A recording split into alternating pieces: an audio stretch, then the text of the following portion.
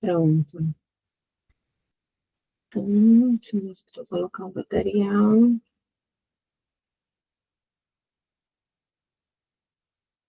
Ó, gente, para a aula de hoje, além de relembrar vocês sobre essa questão da documentação e tudo, é importante, já que vocês vão para as escolas, que vocês se lembrem e reconheçam alguns documentos que têm que embasar esse processo de construção de vocês, das atividades, dos planos de aula, né?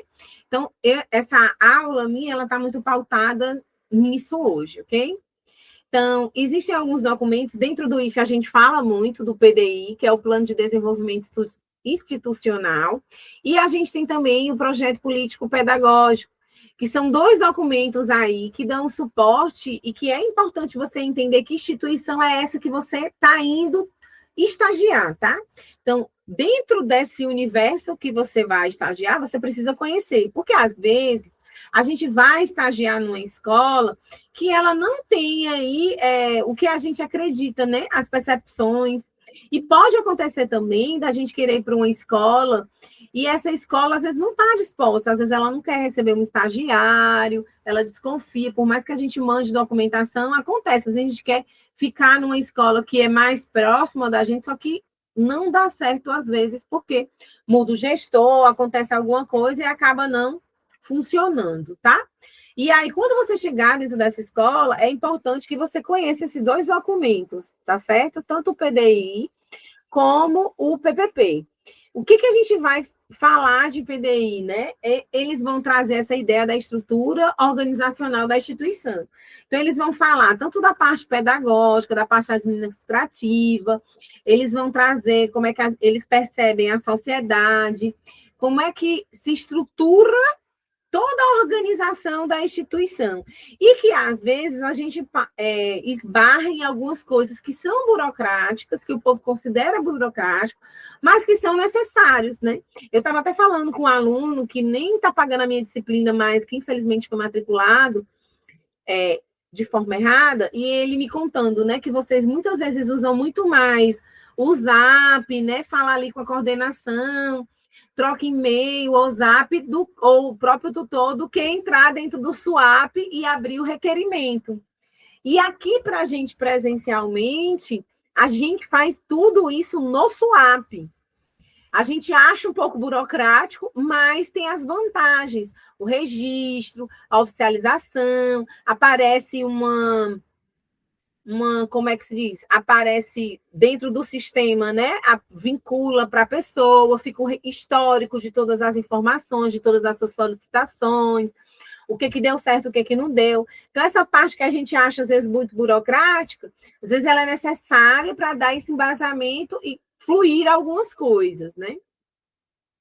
Dentro do PDI, o PDI, gente, ele é um documento que ele é exigido, ele vai trazer a questão da identificação da instituição como um todo, traz o planejamento estratégico da instituição, e aí ele tem normalmente um ciclo de 5 anos ali para você montar, porque ele é um documento muito denso, você traz metas, você faz todo um planejamento mesmo, olha, eu estou aqui hoje e eu quero chegar aqui, então o que eu vou fazer para me desenvolver?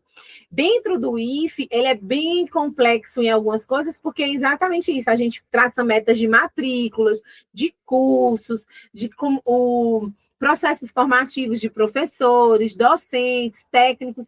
Numa instituição da educação básica, talvez ele seja mais simples, mas tem que ter também essa estrutura de pensar todos esses processos, tá? E aí é importante você ter um processo de dentro do PDI, aí trazendo muito mais para vocês como esclarecimento, né? É importante ter um acompanhamento. Então, lembra, eu estou falando que ele vai durar 5 anos. Então, assim, eu não vou, crio esse documento, pego ele e boto na gaveta, não. Eu tenho que fazer o monitoramento, eu tenho que verificar, eu tenho que acompanhar. Eu tenho que analisar ele. Então, o que está funcionando, o que não está funcionando, o que eu preciso fazer para chegar e alcançar aquela meta ali, por exemplo. Quando a gente faz um projeto no IFE, projetos de extensão e de pesquisa, a gente traça metas mensais para serem cumpridas. Então, mensalmente, eu vou, sento e analiso aquela meta. O que deu certo, o que não deu certo, consegui alcançar, não consegui, por que não consegui. Então, um PDI, um planejamento, um projeto como esse, você tem que fazer também esse acompanhamento, tá? Aí o Libânio, gente, ele vai falar da importância do projeto político-pedagógico, né? Ele vai trazer aí, a gente pensa no PDI, o PDI é aquela coisa mais ampla, mais geral, que vai trazer informações administrativas, pedagógicas, organizacionais, vai pensar também em investimento, e a gente vai ter um PPP que vai pensar nesse processo educativo da escola, nessa questão social, nessa questão legal, no nosso sistema de ensino, no nosso propósito da nossa comunidade assim escolar, como um todo, tá? E aí eu trago o projeto político pedagógico, tá? Para vocês pensarem. Então, o que é um projeto político pedagógico? Primeiro, ele é um projeto porque ele vai ter lá conjuntos de ações que vão ser planejadas, que a gente vai tentar alcançar dentro de um determinado tempo, né? Então, a ação, ele tem uma intencionalidade. Ele é político porque ele vai envolver essa função social da escola. Então, os cursos que eu monto, por que eu monto, que perspectiva? Isso dentro de uma escola de educação profissional, mas dentro de uma educação básica, ela tem também uma função. Qual é a função daquela escola naquela comunidade? Quais são as ações? Qual é o envolvimento? O que a gente faz? Tá? Para gerar essa convivência dentro das pessoas envolvidas ali, né? Porque a escola, ela não é só ali o aluno, o professor e a equipe pedagógica. Eu vou ter desde o porteiro, do zelador, da menina da cantina, ou da moça que faz a comida, do nutricionista que vem, às vezes, quinzenalmente. Então, tem todo um ciclo ali de pessoas envolvidas que traz ali essa função social, que dá esse suporte para a escola. E que muitas vezes as pessoas, às vezes, não sabem nem quais são os seus direitos. E a escola acaba proporcionando essas informações, essas orientações, tá? E ele é pedagógico porque ele vai trazer essas ações educativas que são necessárias, a intencionalidade, a responsabilidade, esse senso crítico de pensar a escola como um todo, né? E aí, gente, esse material, eu não sei se eu já mostrei para vocês alguma vez, só um momento.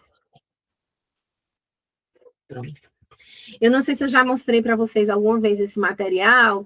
É um material que eu adquiri que é bem legal, que ele faz um mapa mental, né? Um mapa que organiza o PPP. É um material que o pessoal vende, né? Eu fiz a aquisição e aí ele traz assim um resumão do que seria o PPP. Então, o PPP, ele é um documento que ele é para ser elaborado pela comunidade escolar. Então, participa direção, participa família, participa aluno, participa professores. Tem toda uma equipe escolar ali que vai ser envolvida, tá? E ele tem como esse objetivo, assim, ele vai direcionar as ações, onde estamos, aonde queremos chegar, o que a gente vai fazer para poder chegar nesse lugar que a gente quer.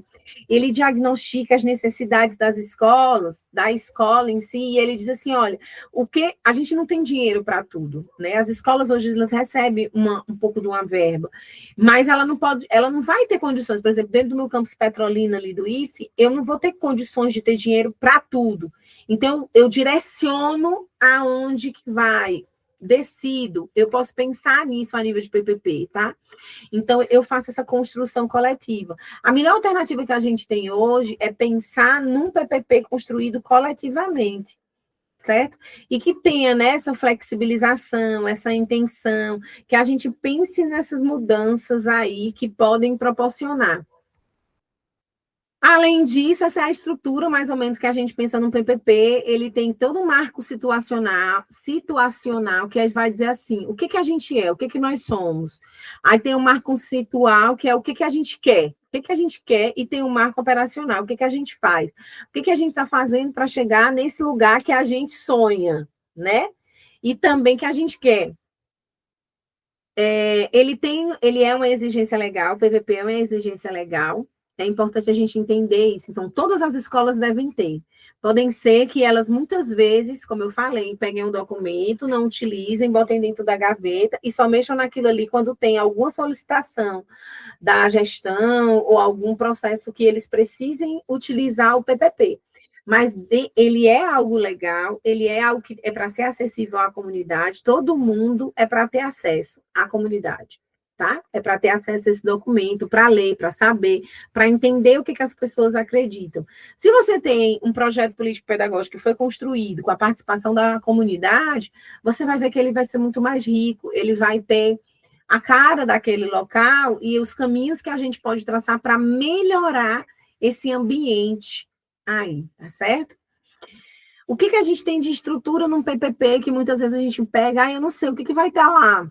Tem um sumário, uma apresentação, onde você contextualiza ali, né, aquele lugar, traz a identificação também, que escola é essa, desde localização mesmo, todos esses detalhes, a justificativa de construção desse PPP, visão, missão, objetivos, metas a serem traçadas, quais são os princípios educativos que a gente acredita, quais são esses pressupostos educacionais, a fundamentação teórica, filosófica, epistemológica. Então, por exemplo, uma escola que ela é militar, ela vai ter uma estrutura, uma fundamentação teórica, filosófica, metodológica, diferente, por exemplo, de uma escola que seja...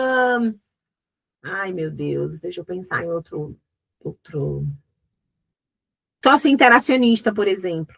Muitas vezes não se adequa dentro de uma escola militar, tá? Ao mesmo tempo, também, você pode pensar numa outra modalidade de escola, porque dentro da nossa legislação, dentro da nossa LDB, está previsto lá essa flexibilização, essa pluralidade de ideias, de opiniões. Então, por isso é importante, até a gente, enquanto pai, mãe, entender essa escola que eu estou colocando meu filho aqui, eles acreditam em quê? Qual é a fundamentação filosófica, sociológica, pedagógica que eles têm? Em que teóricos eles acreditam? Por exemplo, existem escolas que são totalmente voltadas para teorias de Vygotsky, outras que são voltadas na perspectiva piagetiana, Montessori. Então, é importante, isso vai estar descrito aonde? Dentro do PPP, tá? Como é que essa escola se organiza? Então, dias, horários, funcionamento, toda essa estrutura, essa organização escolar, o espaço físico, tudo tem que estar dentro do PPP. E essa proposta curricular, a gente pegou a Base Nacional como curricular lá, então a gente faz as mudanças, faz a adaptação para esse currículo, como que a gente vai trabalhar, como é que a gente vai avaliar a instituição, como é que a gente vai avaliar o aluno, em que a gente acredita e tudo. Então, todas essas descrições aí, elas vão estar pensadas, estruturadas e organizadas dentro do PPP, certo? E aí foram algumas das referências que eu utilizei. Eu trouxe esse material para a gente pensar, por quê? Porque dentro do projeto, vocês vão chegar e vão para as escolas e vão atuar dentro dessas escolas.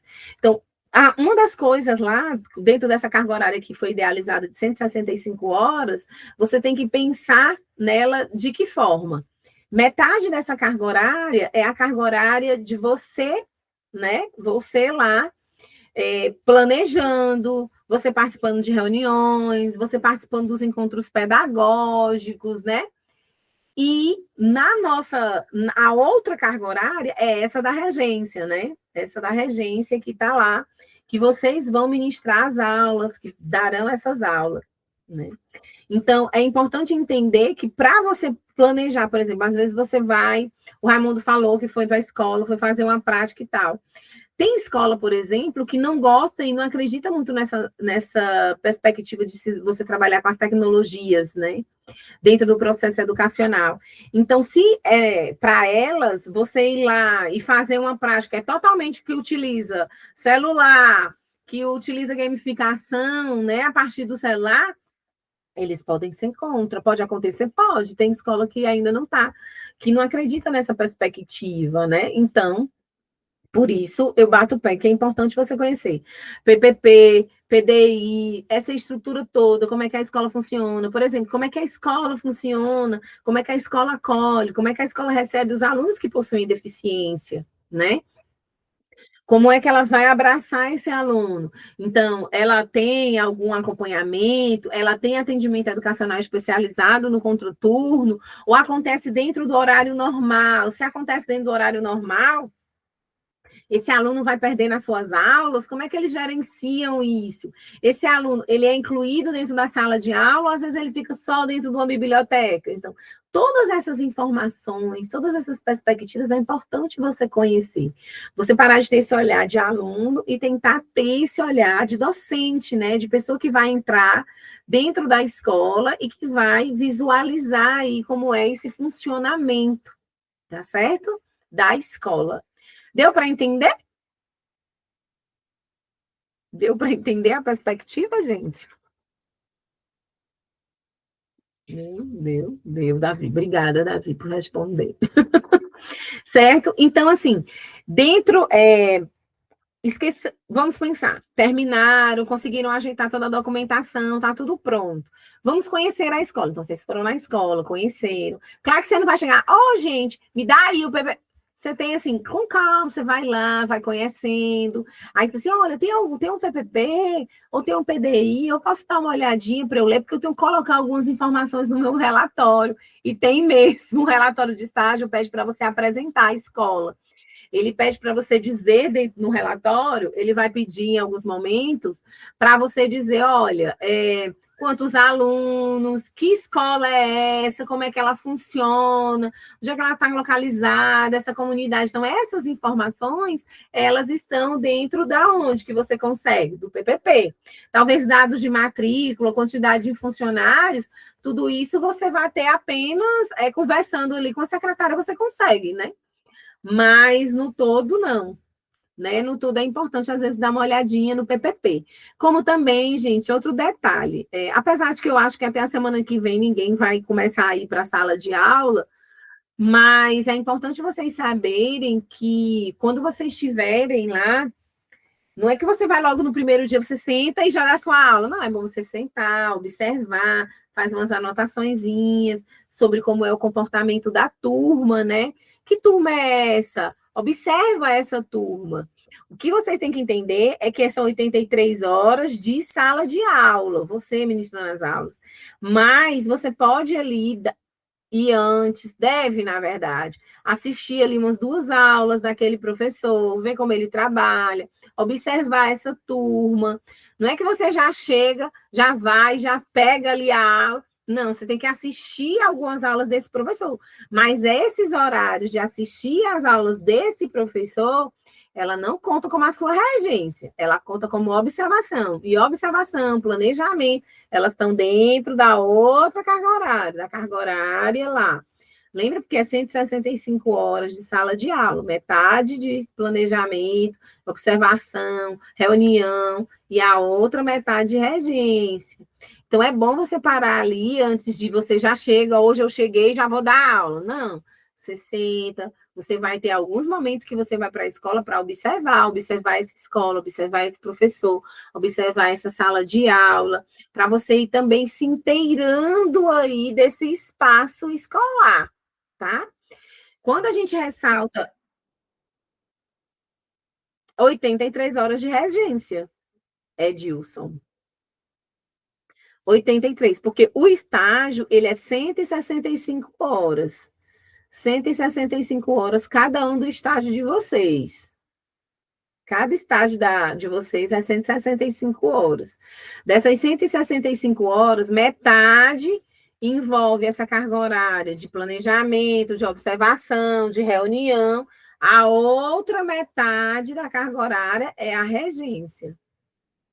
Então, não é que hoje eu estou indo para a escola, chego lá na sala de aula, já vou e já dou a aula. Não.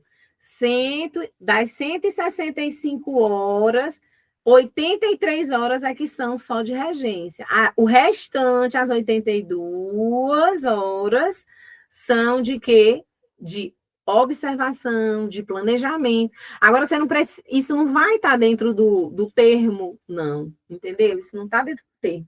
Dentro do termo, eles só vão lá e colocam a questão a gente calcula dentro do termo vem 165 horas, mas dentro da sala de aula, você dando aula, as frequências que você vai me entregar, todas elas têm que fazer 83 horas de aula. O relatório você vai escrever à medida da disciplina, à medida que ela está acontecendo. Então, por exemplo, que era o que eu estava tentando explicar. Quando você vai lá para a escola e pede para ali para conhecer o PPP, algumas das informações do PPP, elas estão dentro do relatório. O relatório do estágio, você vai escrever à medida que essa nossa disciplina vai acontecer. Essa disciplina ela vai durar até quando? Até ali mais ou menos 15 de julho. Por quê? Porque eu tenho que ler depois os relatórios, né? Acaba hoje, acaba. A minha participação total acaba dia 31. Então, assim, tudo de vocês têm que terminar até dia 15. Então, o que é que vocês vão ter que fazer? Por exemplo, você vai na escola. Então, você já tem o primeiro tópico do relatório. O primeiro tópico do relatório é a apresentação da escola. Então, que escola é essa? Você vai escrever. Que escola é essa? Primeira coisa que vocês vão escrever dentro do relatório. Que escola é essa? Pronto. A segunda coisa que você... Claro que isso eu estou tirando a introdução, né? Segunda coisa que você vai ter que escrever sobre o seu relatório, eu vou disponibilizar o template da escrita. Vou disponibilizar. Tem todo... Eu posso até mostrar para vocês agora, tá? O modelo é porque eu não fiz as adaptações que eu gosto de mandar já com os nomes da matemática, tudo direitinho. Deixa eu ver se eu localizo aqui. Mas tem o modelo que eu mando para vocês já, tem uma partezinha, até que eu já tá meia escritazinha. Deixa eu ver se eu já botei no template. Eu não botei no template. Mas eu vou mostrar o template do relatório de computação para vocês darem uma olhada, tá? É muito parecido com o modelo do relatório de vocês.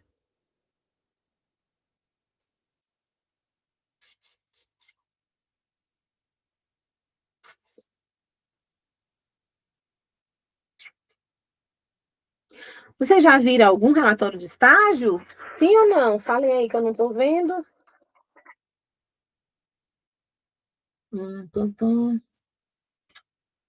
Deixa eu abrir um relatório de estágio que talvez fique mais fácil para vocês entenderem.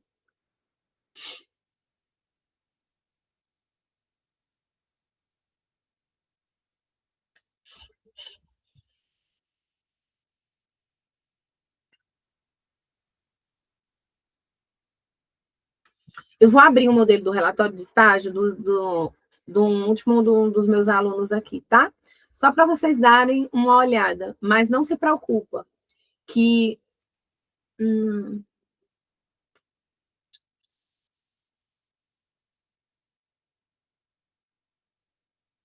Deixa eu abro rapidez aqui o...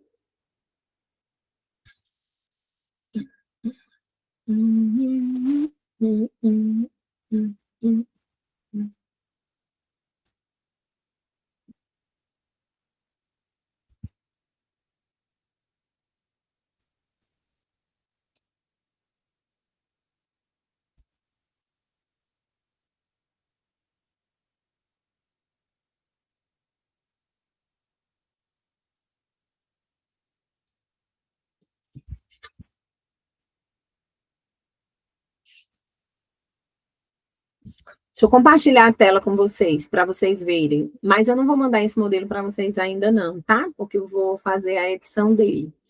Ele não está editado ainda, porque eu só edito quando eu gosto de gravar o vídeo. Mas vocês vão mais ou menos entender.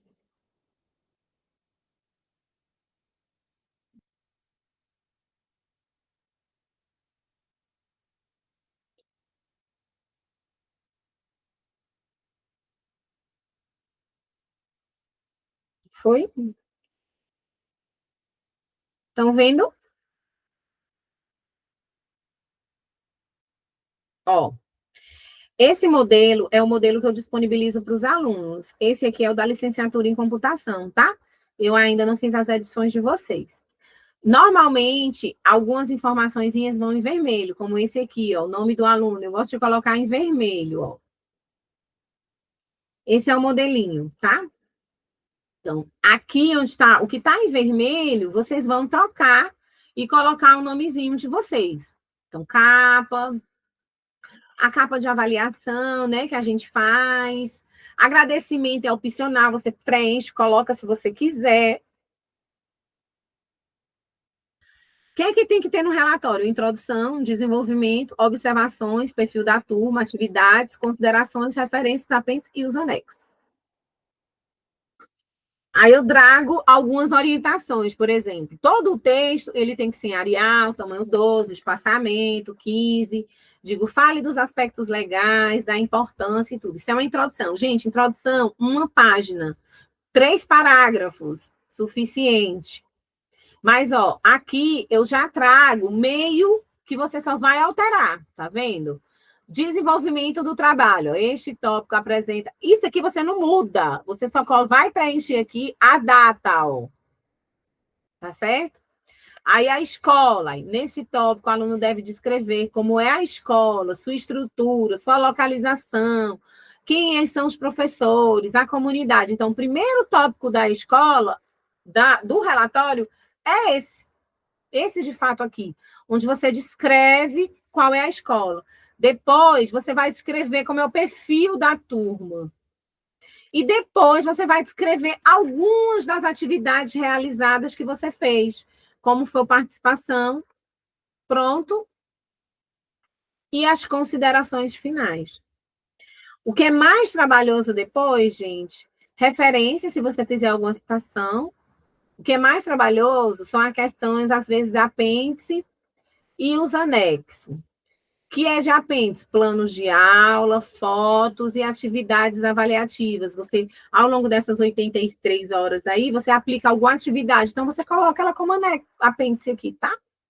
E quais são os anexos? Esses documentos aí, ó, o contrato de estágio, um termo de realização do estágio que vai ter que ser feito pelo supervisor quando terminar, ok? Esses documentinhos aqui.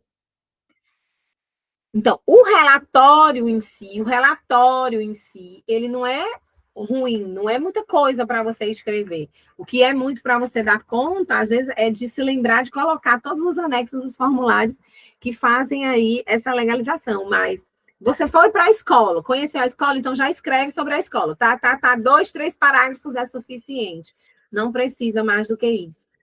Observou ali a aula do professor, a turma é muito bagunceira, são alunos de 15, 16, 17 anos, esses alunos às vezes ficam muito inquietos, pedem muito para ir no banheiro, eles escutam o professor, eles participam, pronto, descreveu a turma, tá? Não se preocupem com relação a isso, porque eu vou gravar um vídeo só falando sobre o relatório de estágio. Eu não quis entrar ainda nessa alçada, porque eu não quero que vocês se preocupem muito com isso. Eu quero que vocês coloquem todas as forças possíveis e imaginárias para a gente conseguir resolver o problema da documentação. É o principal. E aí eu trago a questão da avaliação, que o Raimundo até perguntou, tá? Para mim no Zap. Gente, a avaliação lá, essa avaliação não vale nota, não tem pontuação nenhuma. A gente coloca só para estar lembrando vocês, na questão aqui do estágio, eu coloco só para estar lembrando vocês de coisas que vocês precisam estar fazendo. Por exemplo, nessa agora, eu coloquei para vocês o plano de estágio, né? Que é um documento que vocês têm que preencher para dar entrada junto com o cadastro do estágio.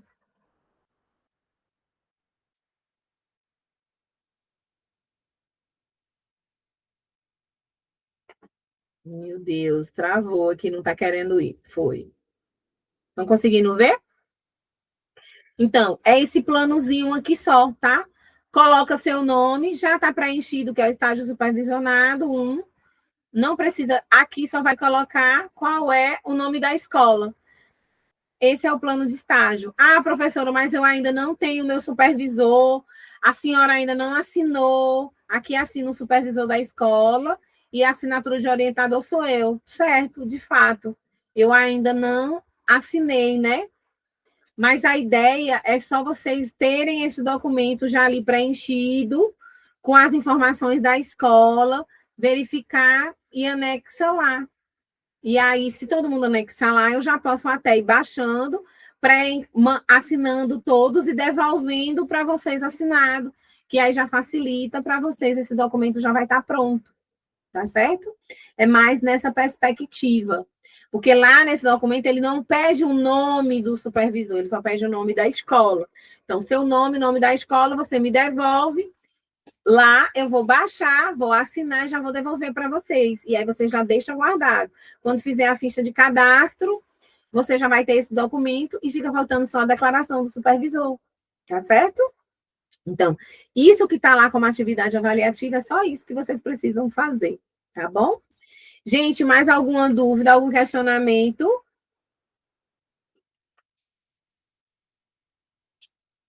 Não, sobre a aula. Então, peraí, deixa eu parar aqui.